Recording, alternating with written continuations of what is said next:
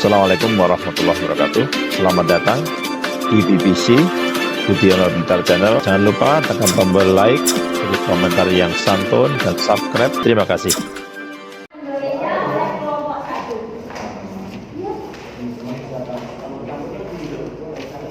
Adapun yang akan kami bahas pada sore hari ini yaitu yang pertama ada bangsa Indonesia yang akan dijelaskan oleh Mbak Afidi. Yang kedua ada masa kejayaan nasional yang akan dijelaskan oleh Mbak Kanisa. Dan yang ketiga ada perkembangan bangsa Indonesia melawan sistem kolonial yang akan dijelaskan oleh Mas Bayu. Oke, yang pertama bangsa Indonesia. Waktu dan tempat kami persilakan kepada Mbak Afidi. Terima kasih Mbak Dinda. Pertumbuhan paham kebangsaan Indonesia pada masa prakolonial. Paham kebangsaan Indonesia tidak muncul dalam pandangan bangsa Indonesia dengan begitu saja, melainkan paham kebangsaan Indonesia itu muncul secara bertahap. Dari perjalanan panjang bangsa ini, Marsudi membagi pertumbuhan paham kebangsaan Indonesia ke dalam 3 bagian, yaitu Indonesia prakolonial, Indonesia pada masa kolonial, dan Indonesia pasca kemerdekaan. Pada masa prakolonial, antara tahun 5 sampai 17 Masehi, yaitu pada zaman kerajaan Hindu-Buddha dan kerajaan Islam, dunia belum mengenal istilah Indonesia. Mereka menggunakan istilah Nusantara untuk menyebut kawasan Asia Tenggara, termasuk Indonesia. Pada masa itu, terdapat banyak pusat kekuatan politik di wilayah Nusantara seperti Kerajaan Majapahit dan Mataram di Jawa, serta Kerajaan Sriwijaya di Sumatera. Namun, dengan adanya pusat-pusat kekuatan politik di setiap wilayah, hal tersebut tidak dapat menyatukan orang-orang Nusantara sebagai suatu bangsa. Kerajaan tersebut saling berperang agar dapat memperluas daerah kekuasaannya.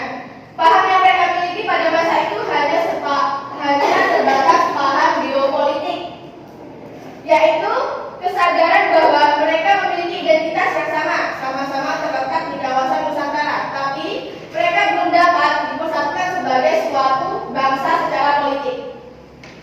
Sebagai salah satu pusat kebudayaan yang besar di wilayah Asia, Nusantara memiliki hubungan yang baik dengan Cina di bidang perdagangan serta hubungan dalam bidang kebudayaan, khususnya agama Hindu-Buddha. Dengan India, kesadaran geopolitik sebagai bangsa yang tinggal di wilayah Nusantara digunakan oleh raja-raja pada masa tersebut sebagai identitas untuk menghadapi kekuatan dari wilayah lain. Menurut Muhammad Yamin, bahwa berdirinya negara kebangsaan Indonesia tidak dapat dipisahkan dengan kerajaan-kerajaan lama yang merupakan warisan nenek moyang Indonesia. Sejarah Indonesia diawali dari Kerajaan Kutai.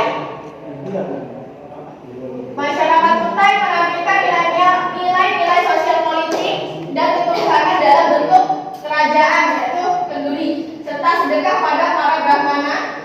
Negara kebangsaan Indonesia terbentuk melalui 3 tahap. Pertama, zaman Sriwijaya di bawah Wangsa Sailendra yang berjadikan kedaulatan. Yang kedua, negara kebangsaan zaman Majapahit yang berjadikan keprabuan. Kemudian yang ketiga, negara kebangsaan modern, yaitu negara Indonesia merdeka. Cita-cita tentang kesejahteraan bersama dalam suatu negara telah tercermin pada kerajaan Sriwijaya, yaitu berbunyi Marfat Koma Sriwijaya Sidahayatra Subhisa, artinya suatu cita-cita negara yang adil dan makmur. Awalnya Indonesia dikenal dengan nama Kepulauan Nusantara karena adanya kerajaan Kutai, yaitu Kalimantan Timur, Tarumanegara di Jawa Barat, Sriwijaya dan Majapahit.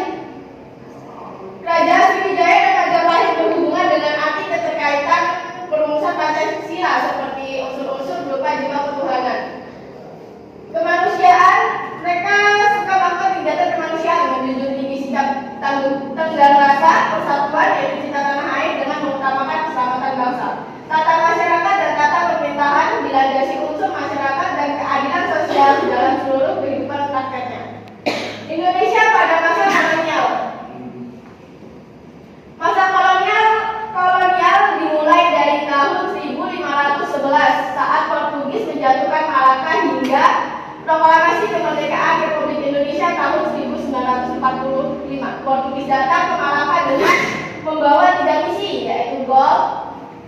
demi kemakmuran Portugis, Glory demi kejayaan Portugis, dan Gospel penyebaran agama Nasrani.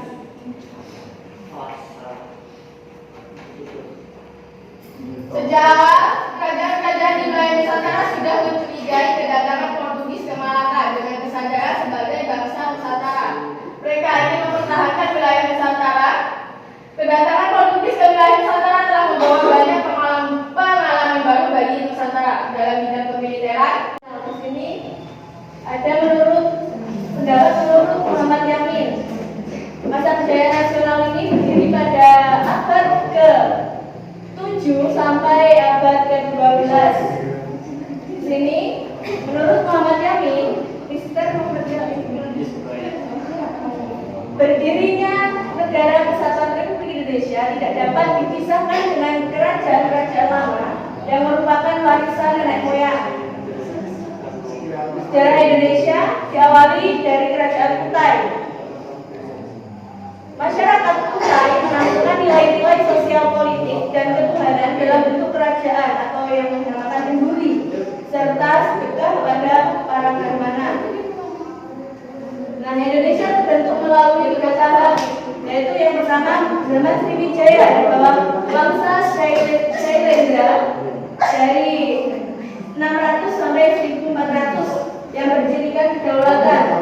Yang kedua, negara kebangsaan zaman Majapahit 1293 sampai 1525 yang berdirikan keprabuan. Yang ketiga, negara Mas Bayu. Waktu yang tepat kami Oke, kita next bagaimana bangsa bisa mewarisi sistem kolonial Portugis, Spanyol, dan Belanda. Yang pertama, pertentangan Turki dan jatuhnya Konstantinopel sebenarnya saling berkaitan. Tahun 1453 Masehi, Konstantinopel jatuh ke tangan Turki Utsmani, di mana pada saat itu orang-orang Eropa yang mayoritas beragama Kristen bingung karena apa? Sebab Palestina atau Konstantinopel merupakan kota suci bagi umat Kristen. Yang kedua adalah perkembangan ilmu pengetahuan. Umat Kristen datang ke Turki, tepatnya di Turki Timur. Umat Kristen sangat terkejut dengan perkembangan Turki yang pesat. Karena apa? Perkembangan ilmu pengetahuan,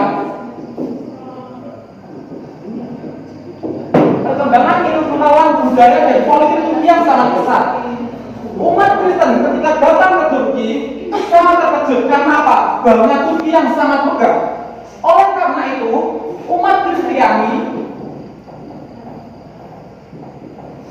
mempelajari kembali ilmu dari Romawi dan Yunani, di mana ilmu kedua ini, Romawi dan Yunani, berkembang sangat pesat pada masanya, sehingga diadopsi kembali oleh orang-orang Eropa dan dipakai. Ilmu dari Romawi dan Yunani inilah yang berkembang di bangsa Eropa, sehingga bangsa Eropa dapat pergi kemanapun. Bangsa Eropa menemukan teropong, peta,